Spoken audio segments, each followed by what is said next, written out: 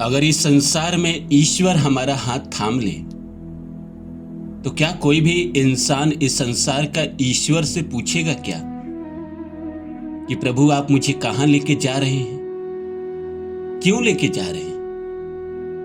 मुझे नहीं लगता है कि इस संसार का कोई भी व्यक्ति पूछेगा कि प्रभु आप मुझे कहां ले जा रहे हैं। ईश्वर जहां लेके जाएंगे वो इंसान जाएगा, इसीलिए जाएगा क्योंकि उसका ईश्वर पे भरोसा है और हाथ स्वयं नारायण ने पकड़ा है। जब नारायण हाथ पकड़ते हैं और इस दुनिया के जिस कोने में लेकर जाते हैं वहीं आपका भला होता है। जिस रास्ते से लेकर जाते हैं उसी रास्ते से आपका भला होता है। तो हम इस बात को क्यों नहीं समझते कि हमारा वो हाथ पकड़े हुए है, हमें वो जहां लेके जा रहे हैं वो हमारे भले के लिए लेके जा रहे हैं। हमें जिंदगी में जो दे रहे हैं हमारे भले के लिए दे रहे हैं। हमारे साथ जो हो रहा है वो भले के लिए हो रहा है, क्योंकि बेशक देखने में वो हमारा हाथ पकड़े हैं या नहीं पकड़े हैं, पर कहीं ना कहीं एक रहस्यमयी तरीके से वो हमारा हाथ पकड़े हैं और वो हमें जहां लेके जा रहे हैं वहां हमारा भला है। तो नमस्कार दोस्तों, मेरा नाम है रानू बाबू और जैसा कि आप सभी लोग जानते हैं कि मैं आपके लिए कहानी, कविता, मोटिवेशनल वीडियो लेकर आता हूं।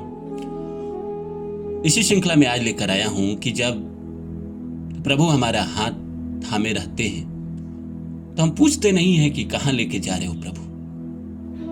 तो आइए इस सब्जेक्ट को शुरू करें। इससे पहले आप सभी से रिक्वेस्ट है, please like my video and subscribe my channel. आप सुन रहे हैं रानू बाबू को, तो आइए शुरू करते हैं।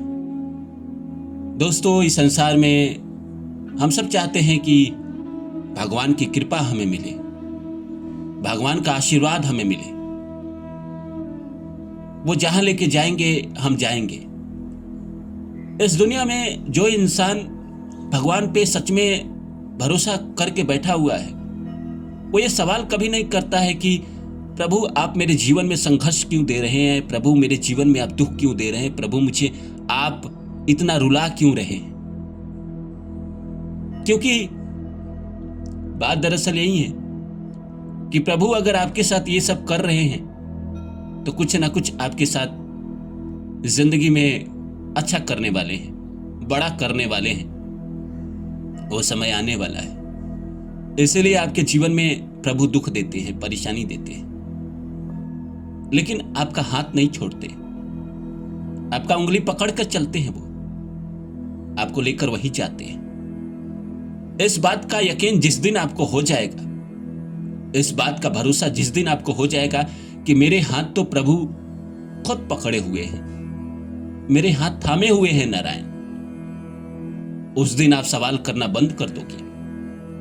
उस दिन आप ये नहीं पूछोगे कि मुझे कहां जाना है, क्या करना है, क्यों करना है ना। उस दिन के बाद आप जिंदगी आपको जहां लेके जाएगी वहां आप जाओगे, क्योंकि प्रभु तो कभी गलत रास्तों पे लेके जाएंगे नहीं। प्रभु तो आपको कभी ये नहीं कहेंगे कि दूसरे का छीन लो, दुनिया में कुछ गलत कर दो, किसी को मार दो, किसी का हक छीन लो, किसी के साथ गलत कर दो, किसी व्यभिचार कर दो ना। प्रभु जब किसी इंसान को हाथ पकड़ लेते हैं और चलाते हैं तो सत्मार्ग पे ही चलाते हैं, सत्य के मार्ग पे ही चलाते हैं। जिस इंसान का इस दुनिया में ईश्वर ने हाथ थामा है वो चाह कर भी गलत रास्तों पे नहीं गया है, तो आप कैसे जा सकते हैं? विवेकानंद ने कभी सवाल नहीं किया कि प्रभु आप मुझे कहां लेके जा रहे हैं। रामकृष्ण परमहंस ने कभी सवाल नहीं किया। उनको भरोसा था कि प्रभु मुझे जहां लेके जा रहे हैं वहां मेरा भला लिखा हुआ है।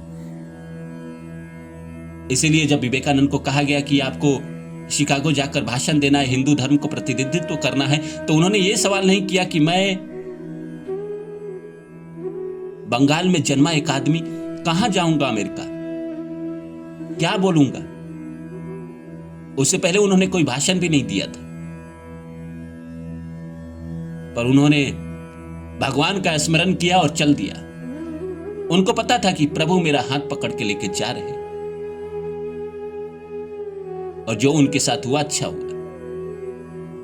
विश्व ख्याति मिली उसी से। तो आपका भी हाथ तो प्रभु ही पकड़े हुए है। इस बात को आप क्यों नहीं मान लेते? वो आपके जिंदगी में कभी गलत नहीं कर सकते, आपको हमेशा अच्छे मार्ग पे ही लेकर जाएंगे, आपके साथ हमेशा भला ही करेंगे, जो आपके लिए बेहतर होगा वो आपको देंगे। जिंदगी में सवाल करना बंद कर दीजिए कि हाँ क्या हो रहा है, और ये मान लीजिए, सच कह रहे हैं, ये मान लीजिए कि हमारे हाथ स्वयं नारायण ने पकड़ा हुआ है। अगर वो हमें किसी आग के गोले पे भी चलने को कह रहे तो हमें चल देना चाहिए, कांटों पे भी चलने को कह रहे तो चल देना चाहिए, क्योंकि जब हम आग के गोले से उतरेंगे तो हमारा भला है, उसमें भी हमारा भला है। कांटों की रास्तों से जब गुजरेंगे उसके बाद हमारा भला है। इसी को जोड़ लीजिए जिंदगी से।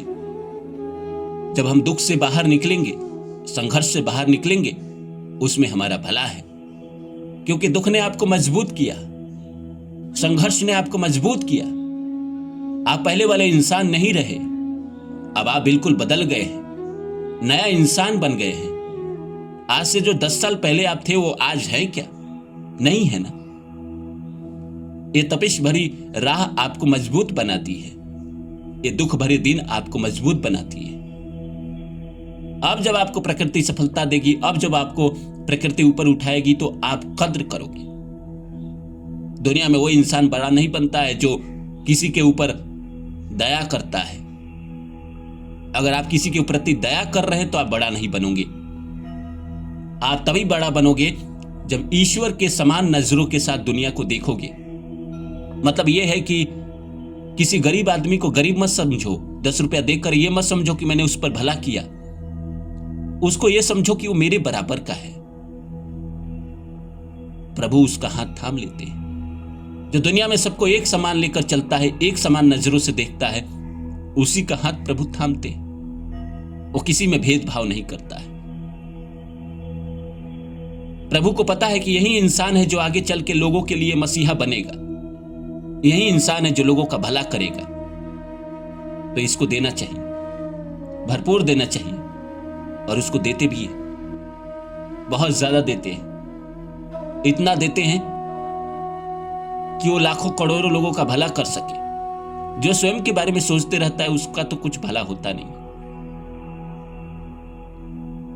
अपने बारे में तो दुनिया में हर इंसान सोच रहा है। स्वार्थीपन, ईगो, अहंकार, ये जब इंसान छोड़ देता है तो प्रभु हाथ थाम लेते हैं और उसको किनारे पहुंचा देते हैं। बीच मझधार में कभी डूबने नहीं देते हैं, चाहे नाव कितना भी डागमडोल हो। तो आप क्या चाहते हैं? क्या आप भी नहीं चाहते हैं कि प्रभु आपका हाथ थामे? और मैं अगर कहूं कि प्रभु ने आपका हाथ थामा हुआ है तो आपको यकीन नहीं होगा, पर सच बात यही है कि प्रभु ने आपका हाथ थामा हुआ है और वो आपको जहां लेके जाना चाहते हैं वहां जाइए।